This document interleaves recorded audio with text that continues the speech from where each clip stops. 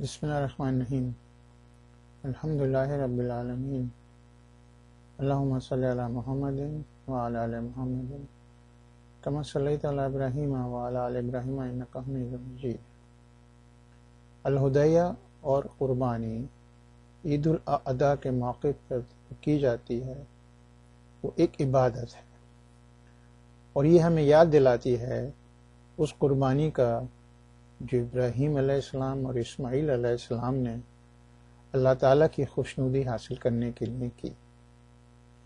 اب میں آپ کو اس قربانی کے اصول بتاتا ہوں۔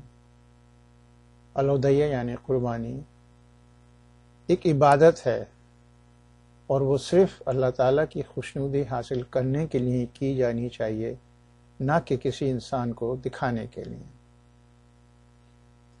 جو لوگ قربانی کرنا چاہتے ہیں ان کے پاس نصاب ہونا ضروری ہے۔ نصاب وہ پیسہ ہے جو کہ زکوٰۃ کے لیے لیا جاتا ہے، جو کہ 85 گرام خالص سونے کے برابر کا آپ کے پاس مالیت ہونی چاہیے۔ وہ انسان تو مسلمان قربانی کر سکتا ہے، لیکن اگر اس کے پاس نصاب نہیں ہے تو وہ یہ قربانی نہیں کرے، اور پھر ایسا نہیں کرے کہ اگر اس کے پاس نہیں ہے تو وہ لوگوں سے ادھار پیسہ لے اس قربانی کرنے کے لیے۔ قربانی کا وقت نماز کے بعد، یعنی عید الاضحیٰ کی نماز کے بعد شروع ہوتا ہے، اور پہلے نہیں، اور وہ ختم ہوتا ہے ذو الحجہ کی 13 تاریخ کو مغرب کے وقت۔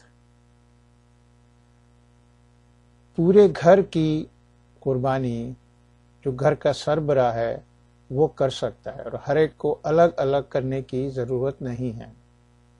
لیکن اگر گھر کے اور لوگوں کے پاس نصاب ہے تو پھر وہ ان کو خود اپنی قربانی کرنا چاہیے۔ ایک بکرا، دمبا فی آدمی قربانی کا ہوتا ہے، لیکن گائے میں اور اونٹ میں 7 لوگ مل کر قربانی کر سکتے ہیں۔ قربانی جو لوگ اس دنیا سے چلے گئے ہیں ان کے لیے نہیں کی جا سکتی، ان کو اپنے میں حصہ نہیں کرایا جا سکتا۔ یہ ہے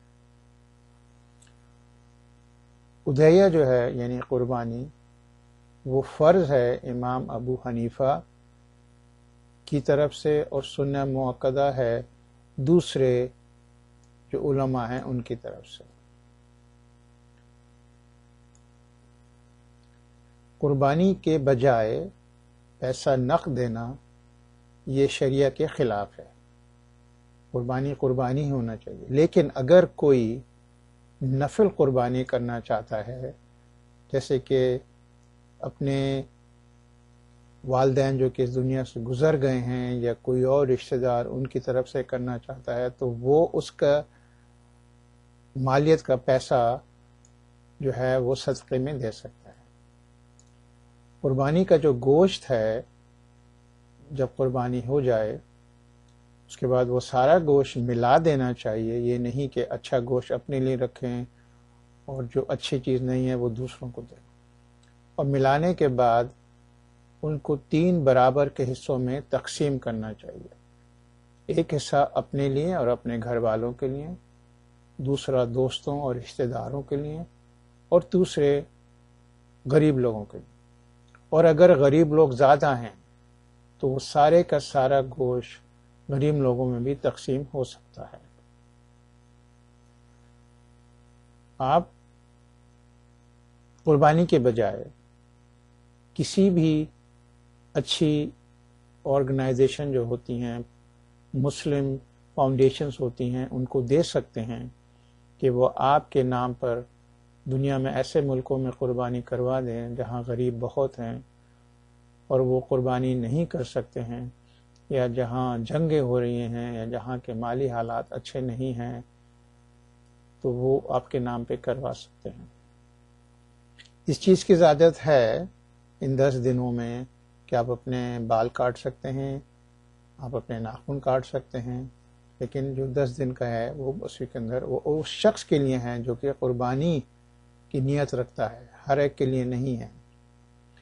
اور ایک چیز اور یاد رکھیں، جب بھی آپ قربانی کرتے ہیں بکرے کی، جب ذبح کرتے ہیں تو تیز چھری ہونا چاہیے، اس کی شہرک کٹنی چاہیے، اور جب قربانی کریں آپ ذبح کریں تو آپ کو صرف یہ کہنا چاہیے بسم اللہ اللہ اکبر، بس۔